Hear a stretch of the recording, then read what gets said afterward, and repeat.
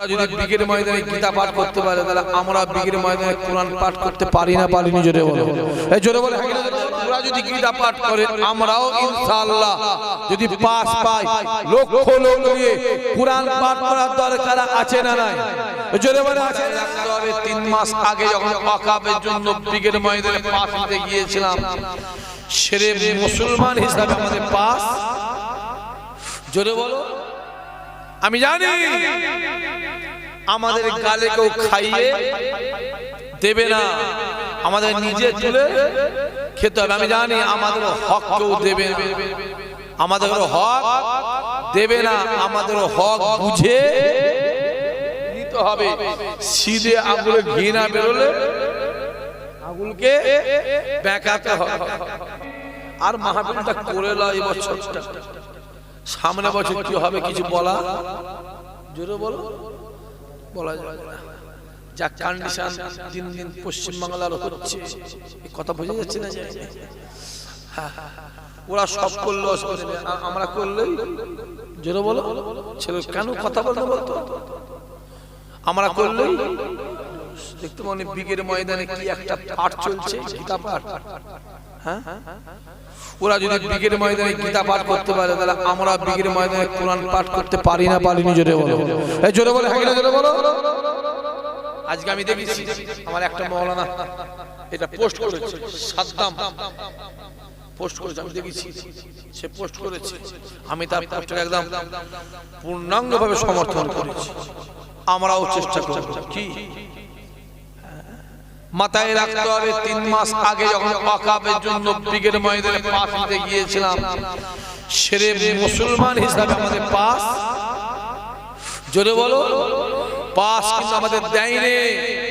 আমরা আবার কয়েকটা ভাই আলোচনা করেছি, আমরা আবার চেষ্টা করি দেখি বিগে যদি পাওয়া যায়। ওরা যদি গীতা পাঠ করে আমরাও ইনশাআল্লাহ যদি পাস পাই লক্ষ লোক নিয়ে কোরআন পাঠ করার দরকার আছে না নাই জোরে বলে আছে না নাই?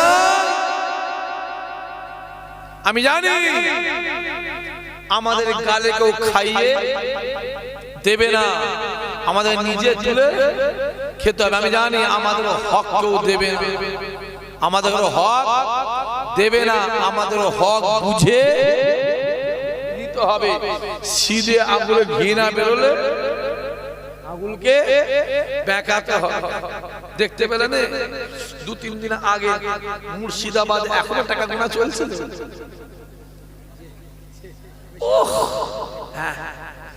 মানুষের আবেগ ভেবেছিল বাবরি মসজিদ মনে হয় মানুষ ভুলে গেছে না রে যুবক। ভারতবর্ষের মানুষ বাবরি কেন কোন ইমানদার মৃত্যু পর্যন্ত বাবরি মসজিদের কথা এরা ভুলবে না, ঠিক না? বল জোরে বলে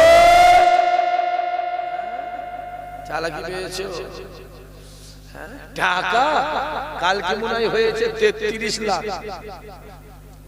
তাই তো 33 লক্ষ কত হাজার টাকা কালকে হয়েছে। আর ওই ফোনে ফোনে ঢুকাই জানা, ফোনে ফোনে ঢুকাই ফোন ওতে মনে হয় হয়েছে 93 লক্ষ। এটা এদিক ওদিক হতে পারে, আমি মোবাইলে দেখেছি তো। এখনো গুনাহ চলছে, এখনো চলছে। তারপরে 1 কোটি টাকা এখনো বাকি আছে। কথা ঠিক আছে বলছি? 1 কোটি টাকা বাকি আছে না না জোরে বলো এখনো বাকি আছে, দিতে হবে। কিন্তু আমরা চাইছি যে ফুরফুরা দরবারে কিছু টাকা ওই মসজিদে যাক। হ্যাঁ কিনা কথা বলে? যেদিন যাবে সব মিডিয়াওয়ালারা পিছনে পিছনে গাড়ি নিয়ে সব যাবে। পুরো পশ্চিম বাংলার লোক, ভারতের লোক লাইভ দেখবে যে ফুরফুরা টাকা জোরে বলো বাবরি মসজিদে যাচ্ছে।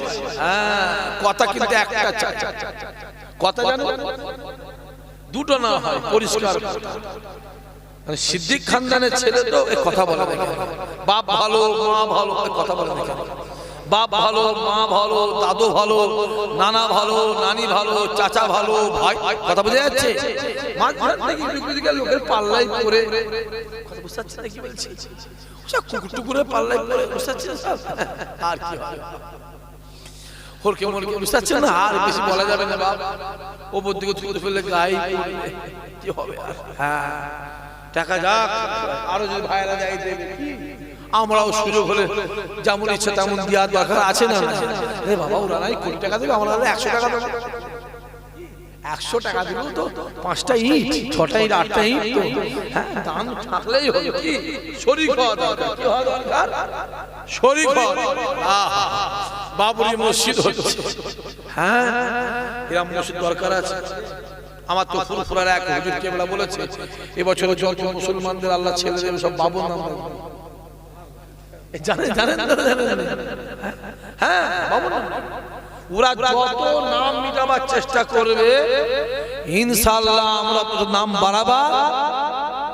ওরা যত গরু বন্ধ করার চেষ্টা করবে, আমরা তত জোরে গরু খাওয়া, জোরে বলো, শুরু করবো। তাতে গোশ 250 কেন, 2000 টাকা হলেও খাওয়া হবে, ঠিক না? জোরে বলে। আমরা করলেই দোষ। ভারতবর্ষে যত গরুর গোশত বিদেশে যায়, বিদেশে, আমি এখনই বলে, বিদেশে যায় যত গরুর গোশত বিদেশে যায়, যদি 7টা কোম্পানি থাকে, 6টা কোম্পানি হলো ওদের, 6টা কোম্পানি আর একটা আমাদের, সে আবার সব থেকে মরা। ওদের মধ্যে সব থেকে কথা বলো, এই 4টা বাইরে বার করে, 4টা বাইরে, যাও যাও যাও যাও যাও। তোদের জন্য আমি ওই জন্য চা খাই, আমি খেলেই বলি ভাই আপনি খেলেন আমরা খাবো নি কেন, ওই জন্য খাই। খাওয়া দাওয়া যখন ছেড়ে দিচ্ছে আস্তে আস্তে, হ্যাঁ যাও পরে খাও। এদের মধ্যে সব থেকে ছোটটা হলো মুসলমানদের। মাথায় রাখতে হবে, এই গরুগুলো ওরা জবা বন্ধ করে দিয়ে, ওরা গরুগুলোকে বিশ্ব বাজারে, আন্তর্জাতিক বাজারে বেশি দামে বিক্রি করার প্ল্যান চলছে। কথা বলা যাচ্ছে? মোবাইল গুলো খুলে খুলে দেখো না কি চলছে, দেখো না, খুলে খুলে দেখো। যত জুলুম, যত অত্যাচার, যত অনাচার, যত অবিচার, যত কিছু সব কাদের উপরে? জোরে বলো, মুসলমানদের উপরে। তারপরেও কিন্তু আমার আল্লাহ সর্ব জায়গাতে ইমানদারের সম্মানকে আল্লাহ বাড়িয়ে দিচ্ছে। জোরে হবে না? আমি তো মোবাইলে দেখলাম, একজন টাকা দিয়েছে 80 কোটি টাকা। ছেলে খেলামো কথা, মানুষটার দিকটা তাহলে কত বড়, কি না কথা বলে? হ্যাঁ, আহা, আবার একজন দিয়েছে ক্যাশ 1 কোটি টাকা। ছেলে খেলামো কথা, তাহলে মানুষের কতটা আবেগ জড়িয়ে আছে। কি মসজিদ করতেই, জোরে বলো, মানুষের আবেগ নিয়ে যেন খেলা না, কি না? মসজিদ করছে বলে একজন সাধু হবে মনে হয়, মোবাইলে দেখলাম, সে বলেছে মাথা কেটে আনলে 1 কোটি টাকা দেবে। শোনেন না মোবাইলে কথা বলে, 1 কোটি টাকা দেবে মাথা কেটে আনলে। আর আমি আপনাকে বলবো, যদি কোনো মুসলমান লোক বলে ওর গালে একটা চড় মেরে হয়, আমি তোকে 5,000 টাকা দেবো, দেখবেন এইটুকু বলার জন্য ওকে অ্যারেস্ট করে, ঠিক না? বল কথা বলা, যত আইন, যত জুলুম, যত অত্যাচার, যত অবিচার, তারপরও আমার আল্লাহ পাক ইমানদারের সম্মান বাড়িয়ে দিচ্ছে। জোরে বল। ইমামে আজম আবু হানিফা,